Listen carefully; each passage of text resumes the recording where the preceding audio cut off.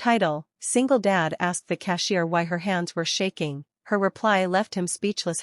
#single dad. The grocery store was loud with beeping scanners and tired conversations, but one small moment cut through all of it.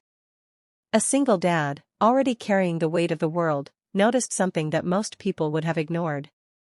The cashier's hands were shaking as she reached for his change. He almost said nothing. Almost. But one simple question changed both of their lives, and reminded everyone watching that kindness still matters. Before the story begins, take a moment to subscribe, like, and comment to support the channel, my channel. Your support helps us share more real, emotional stories that remind us what it means to be human. Jason Miller was 36 years old and exhausted in a way sleep couldn't fix. Since his wife passed away 3 years earlier, it had been just him and his 8-year-old daughter, Lily. Every day was a balancing act between work, school drop-offs, cooking dinner, and pretending he was stronger than he felt. He loved Lily more than anything, but being a single dad meant there was no pause button. That evening, Jason stopped at a small neighborhood grocery store after work. Lily was at home with a neighbor, finishing homework at the kitchen table. Jason pushed the cart slowly through the aisles, counting dollars in his head, making sure he stayed under budget. Milk, bread, pasta, apples. Nothing extra. When he reached the checkout lane, he noticed the cashier was young, maybe early 20s. Her name tag read Emily. She smiled politely, but her eyes looked tired. As she scanned the items, Jason saw her hands tremble slightly. At first, he assumed she was cold or had too much coffee. But the shaking didn't stop. When Emily handed him the receipt, her fingers shook so much that the paper almost slipped from her grasp. Jason felt a familiar tightness in his chest, the same feeling he got when Lily tried to hide her tears. Most people behind him were in a hurry. Jason could feel their impatience. He could have taken the receipt and walked away. That's what he usually did. Keep your head down. Don't get involved. But something made him pause. Hey, he said gently, keeping his voice low. I hope this isn't rude, but, are you okay? Your hands are shaking. Emily froze.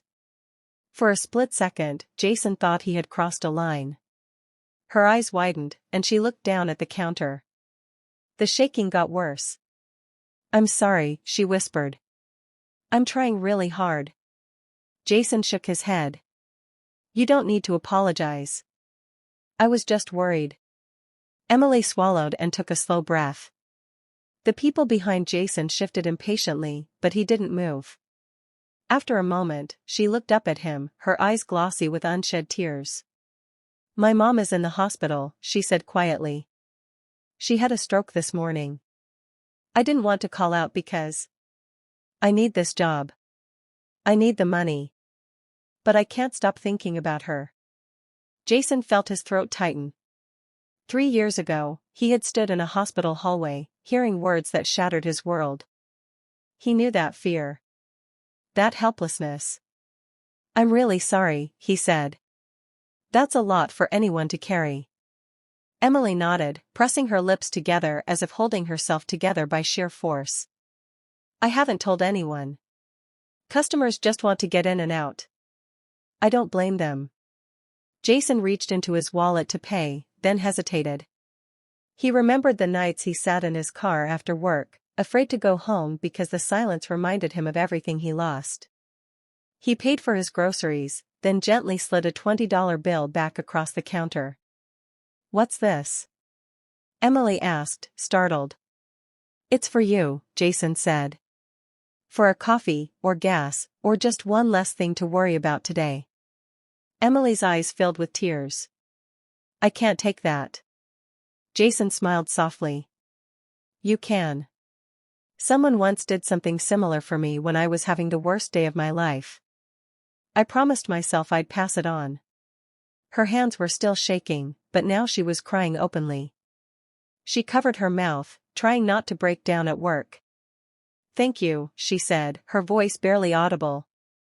You have no idea how much this means. Jason nodded. Actually, I do. As he turned to leave, Emily called out to him. "Sir?" He looked back. "Thank you for asking," she said. "Not just for the money. For noticing."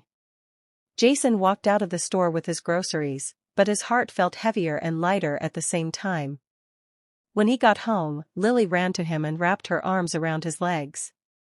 "Did you get apples?" she asked. "Yeah," he said, smiling. "And guess what? Something good happened today."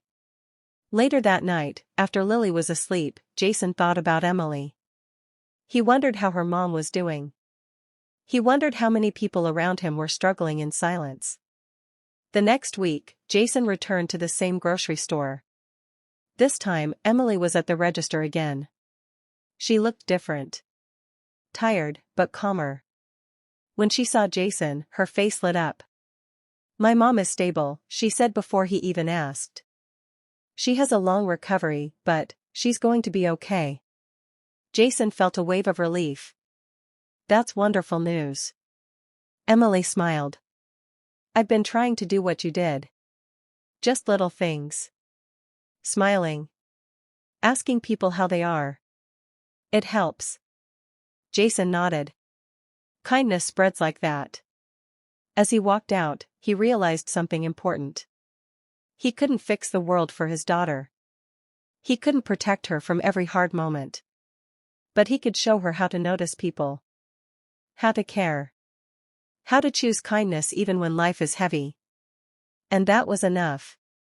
Because sometimes, the smallest question, asked with genuine concern, can remind someone they are not alone. And sometimes, that reminder is exactly what saves them. If this story touched your heart, remember this: kindness doesn't require grand gestures. It starts with noticing. It starts with asking. And it grows every time we choose compassion over silence. Let's spread kindness, one small moment at a time.